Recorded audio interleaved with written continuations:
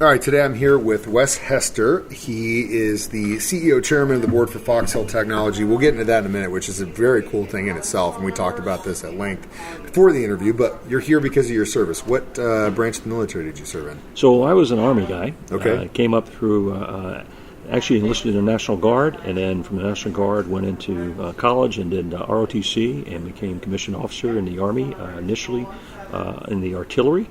And from the artillery, transitioned into what's called the Acquisition Corps, where I worked in the IT space. And actually, the Army sent me back to get my master's in IT.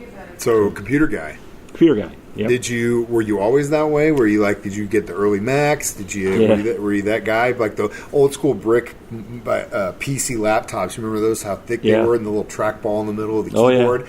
Did you have all that stuff? I did. I was my undergrad was actually in computer science math, and that's so awesome. I've always did computer science in high school. So, just let me ask, what years were that in? So I know I look a lot younger, but I'm actually 60 years old. You look really good for 60. And so that was I graduated high school in 81. Okay, so that's a really interesting time because after all these years, the change in technology, you've had to stay with it, and watch it grow. But back then, it was all, discs. And in some cases, I think at that point, you guys weren't still doing it. It wasn't like paper code still, was it? No, we still had, you basically had these punch cards. Yeah, the punch cards. That's what I'm you trying would to put in think these of. boxes and you would carry around. We did a lot of assembly, and then C++ and Pascal, but it would all be on the mainframe, the AS400 IBM mainframes. And if you drop that box, it's bad. Because all those cards are just shattered. Yeah. Golly, man. Just to see it grow like this and to stick with it.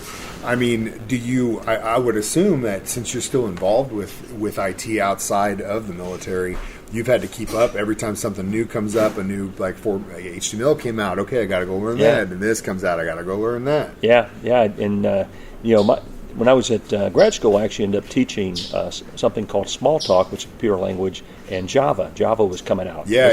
And so this was in the 90s, and so I taught Java, and that was kind of cutting edge at the time. I happened to be in Monterey, California, so I would go up to San Jose and different places, and we would have, in these coffee shops, we would have sessions on Java because it was so new, and Sun Systems had created, a lot of that. So it was really kind of cool, working with a lot of the young kids and so forth. Now I'm an old guy and I'm working with the young kids, but it's kind of like, I don't care where you're at in your career, but if you don't use stuff daily, you lose it. Yeah, you got to keep learning. So about 2 years ago, we had a contest at work, a programming language called Hadoop, and we put out a challenge, $5,000, whoever could first put together this program and solve this problem using Hadoop. So I worked on it all Friday, Saturday, Sunday. Sunday night about midnight, I got it working, and I called. I sent an email to Joe, who's our CTO, and said, "Joe, I got it working." He goes, "Oh, well, John got it working Friday in about an hour."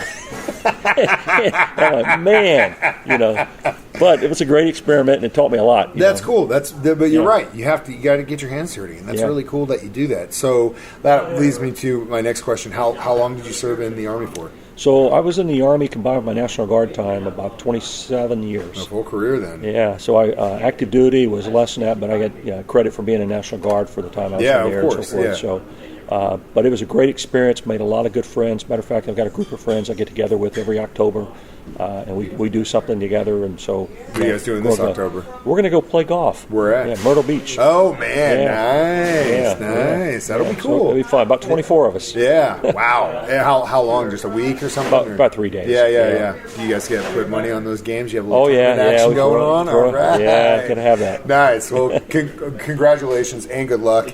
And that's really awesome that you do that. Now, after the military, we were talking about this before, Foxhole Technology, which is just an extension of what you did in the military just as a civilian and kind of IT stuff or making sure certain places don't get hacked, stuff like that.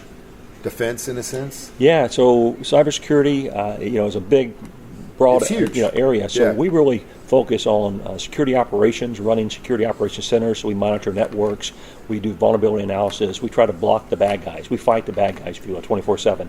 And then we actually develop some software that does some of that as well. So we have a lab up in Chambersburg, Pennsylvania, that we build a lot of our IP, intellectual property out of. We have now a deployable automated cloud in a box called ACAS, and it uses some cyber tools in it. So for the Navy, for instance, they're putting this on their ships because they're out at sea. They don't want to be broadcasting through the cloud. Yeah, of course. So they can do this local on their ship. And, that's really the cool. Cloud in a box. That's all. That's really smart. What do you think about all this AI stuff? Does that just make your job harder or easier? So AI is coming. It's something we need to capitalize on. It's there because the human mind can't fight as fast as a machine. I mean, it's just what's going to happen. So if you're fighting a bot, you're going to lose. So you've got to have your bot or your AI working at. But you've got to harness that, and there are challenges where, if you open the door too wide, it may not have that lease on that technology. Yeah. So those are some of the things we're wrestling with right now. But it's coming, and we want to take advantage of it. That's really cool. Well, thank you so much for your service. Thank you for the great conversation today, Wes. It was great to meet you. Pleasure meeting you as well. And one thing I'd like to footstomp also is I'm involved in a nonprofit here in Springfield called the Missouri Cybersecurity Center of Excellence. Okay. And we're trying to create career-ready students with the universities and some of the high schools here.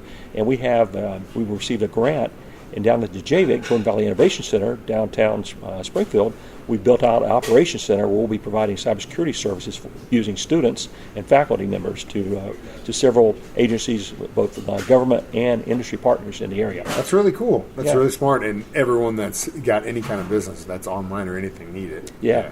Just look in Las Vegas, for example. Yeah, that's right. Well, again, thank you for your service, Wes. Thank you.